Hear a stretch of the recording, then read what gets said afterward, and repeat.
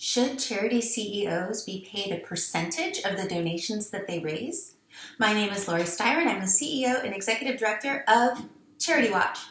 I was recently interviewed by a journalist for an investigative piece, and one of the elements of this story was that this nonprofit's executive was paid 1% of all the revenue that they raised for the organization over a certain period of time. Now, 1% doesn't seem like a lot, and it also kind of intuitively, for some people, might feel like, well, okay, yeah, that's great. Raising money is one of the essential elements of operating a nonprofit organization. So if paying the person a percentage of all the money they're able to bring in motivates them to raise money, then why not? That seems like a good compensation structure. Well, there's a reason this is generally frowned upon in the nonprofit sector.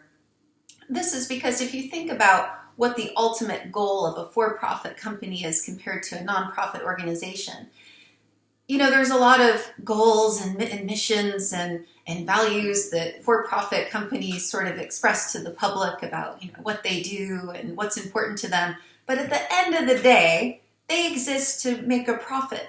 At the end of the day, that is the bottom line. If they're not prioritizing making a profit, none of these other things really matter a whole lot to them if their bottom line doesn't show something really positive.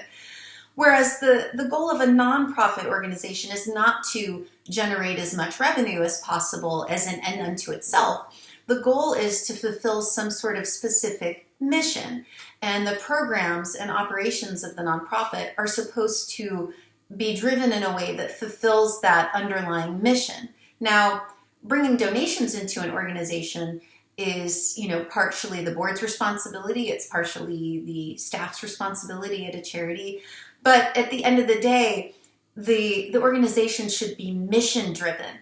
And the problem with paying charity executives a percentage of the donations they bring in is that it can either consciously or subconsciously change how they're prioritizing what goes on at the organization, right? If you stand to get a $50,000, $100,000 bonus based on the amount of money that you raise, well, you might, even maybe without realizing it, you might start to just keep dedicating more and more time to fundraising and prioritizing building donor relationships, when maybe other aspects of your job that are really essential for making sure that you are maintaining the scope and scale and quality of your programs, maybe some of those things start to fall by the wayside because you're prioritizing revenue growth as an end unto itself, instead of more objectively prioritizing the other needs of the organization.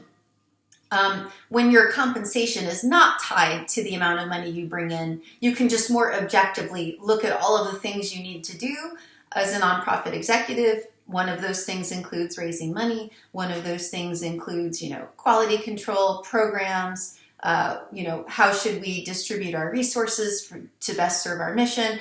You're just able to more objectively look at all of the needs of the organization and to prioritize them accordingly, right? Not based on your potential for personal enrichment.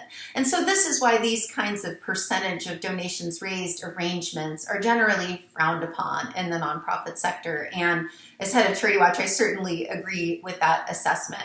What do you think? Tell me what you think in the comments. Again, my name is Lori Steyer, and I'm with Charity Watch. I hope this was an interesting conversation starter.